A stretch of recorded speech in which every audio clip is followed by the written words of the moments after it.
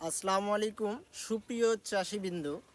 আমরা আজকে আপনাদের সাথে আলোচনা করব আধুনিক উপায়ে কৃষি প্রযুক্তির মাধ্যমে কিভাবে ভুট্টা ফলন করলে ভুট্টার ফলন বাম্পার হয় সে সম্পর্কিত কিছু আলোচনা করব।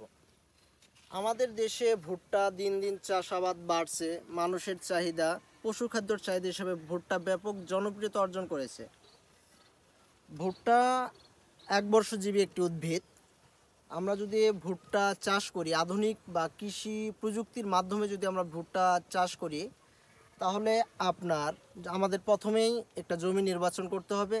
জমি নির্বাচন করার পর জমিটাকে সুন্দরভাবে চাষ দিয়ে গাড়া উপযোগী, মানে জমির যখন জো আসে, যে ভাষায় বলে জমির জো আসলে, সে সময় আপনারা মনে করেন যে আমাদের সরকার অনুমোদিত এবং বালাইনাশক কোম্পানি কর্তৃক যে সারগুলো আমরা জমিতে দেই, যেমন আপনার ইউরিয়া শতকে 2 কেজি, এই সারটা হবে আপনার 3 কিস্তিতে। ভুট্টার সার বিবরণীটা হচ্ছে আপনার প্রতি বিঘায় ইউরিয়া 60 কেজি।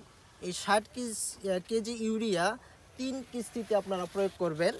তারপর হচ্ছে শতকে আপনার বিঘায় ধরেন, বিঘার হিসাবটাই ধরেন, বিঘায় দিয়ে টিএসপি সার 30 থেকে 33 কেজি, এমওপি 30 কেজি, জিঙ্ক মনো 36%, যেটা জিঙ্ক পাই আমরা, সে মনো জিঙ্কটা দিবেন বিঘায় 1 কেজি। বোরন সার 17% বোরন, যেটা বরিক অ্যাসিড বলে, বিঘায় 1 কেজি।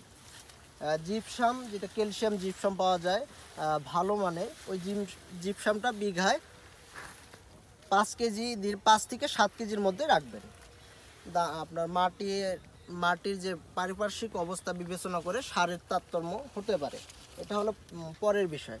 এখন আপনি যে ভুট্টা চাষ করবেন 1 বিঘা জমিতে, ভুট্টার বীজ স্বভাবতই 2 কেজি হলেই মিনিমাম আপনার হাইব্রিড জাতের ভুট্টার বীজ জমিতে হয়ে যায়। সেক্ষেত্রে আপনার সারি থেকে সারির দূরত্ব দিবেন 20 থেকে 21 ইঞ্চি, অথবা এটাই পারফেক্টলি নেবেন। আর আপনার ভুট্টার গাছ থেকে, অথবা ভুট্টার একটা বীজ থেকে আরেকটা বীজের দূরত্ব 9 ইঞ্চি, এটাই পারফেক্টলি ভালো হবে। যাই হোক, এখন আমরা যে ভুট্টাটা গাড়লাম, ভুট্টাটা গাড়ার পর পরবর্তীতে জমিতে আপনার ভুট্টা বেড়ে ওঠার সাথে সাথে কাটুই পোকা দেখা দেয়। এই কাটুই পোকার জন্য বালাইনাশক কোম্পানির, যেমন আপনার 48 ইসি যে বীজগুলো আছে, ক্লোরাপাইরিফস, ওই জাতীয় বিষ ব্যবহার করলে মোটামুটি ভালো রেজাল্ট পাওয়া যায়। তাছাড়া আপনার যে গাছটা বেড়ে ওঠার প্রথম যখন আপনার 5 পাতা হবে, আপনার ভুট্টার সেচ পদ্ধতিটা হচ্ছে, যখন আপনার ভুট্টার 5টা পাতা হবে তখন আপনি প্রথম সেচটা প্রয়োগ করবেন। দ্বিতীয় সেচটা প্রয়োগ করবেন আপনার ভুট্টার যখন 10টি পাতা দেখতেছেন যে ভুট্টার 10টি পাতা আপনার বের হয়েছে, ওই অবস্থায় সেচ করবেন। তৃতীয় সেচটা করবেন আপনার ফুল আসার সময়। এটা খুবই একটা ইম্পর্টেন্ট বিষয়। ভুট্টার যখন ফুল আসবে তখন একটা সেচ অবশ্যই দিবেন। এটা দিলে আপনার ফলনের অনেক পরিবর্তন হবে। আর তাছাড়া সে সময় যেন জমিতে পানি না লেগে থাকে, সে বিষয়টা আপনি লক্ষ্য রাখবেন। এই পর্যায়ে ভুট্টার শেষ ব্যবস্থা চলে গেল। এখন আপনার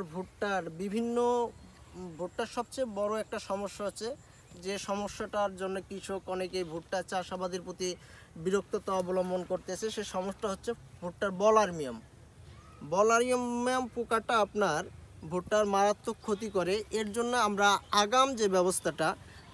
আগাম ব্যবস্থাটা নিয়ে রাখবো।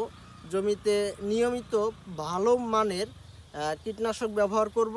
তাছাড়া জমির পারিপার্শ্বিক অবস্থা, জমিটাকে পরিষ্কার পরিচ্ছন্নতা রাখবো। সেই দিক থেকে খেয়াল করলে আপনার ভুট্টার ফলন আশানুরূপ অনেক ভালো হবে। আধুনিক উপায়ে চাষাবাদের ফলে দেখেন, ছোট্ট একটা জমি, এই জমিটার মধ্যে আপনার আধুনিক উপায়ে আপনার ভুট্টা চাষ করা হয়েছে। জমিটার সার্বিক অবস্থা বা পরিস্থিতি দেখা যাচ্ছে যে ভুট্টাটার ফলন ইনশাল্লাহ অনেক ভালো হবে।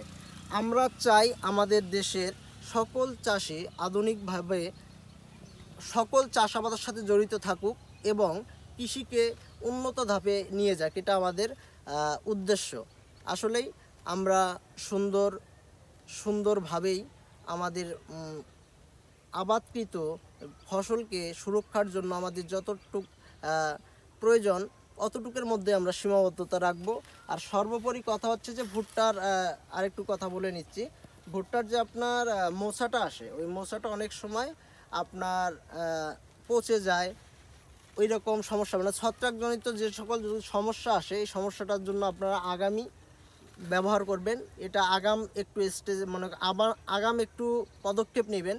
এটার জন্য আপনার অ্যাজিস্টোস্টোবিন, সিপ্রোকোনাজল গ্রুপের যে ওষুধগুলা, অথবা আপনার কার্বেন্ডাজিম, তাছাড়া আপনার মনে করেন প্রপিকোনাজল, এইসব গ্রুপ ব্যবহার করলে ইনশাল্লাহ সমস্যা থেকে আপনারা সমাধান নিয়ে আসতে পারবেন। তাছাড়া ভুট্টার যে ফসল আপনার সংগ্রহ, আপনার আপনার ভুট্টাটা সংগ্রহ করার পর 4 থেকে 5 দিন রোদে শুকার পর ওটা আপনারা রেখে দিতে পারবেন, অথবা আপনারা ভুট্টা সাথে সংগ্রহ করে বাজারজাত করতে পারবেন। সবাই ভালো থাকবেন, সুস্থ থাকবেন।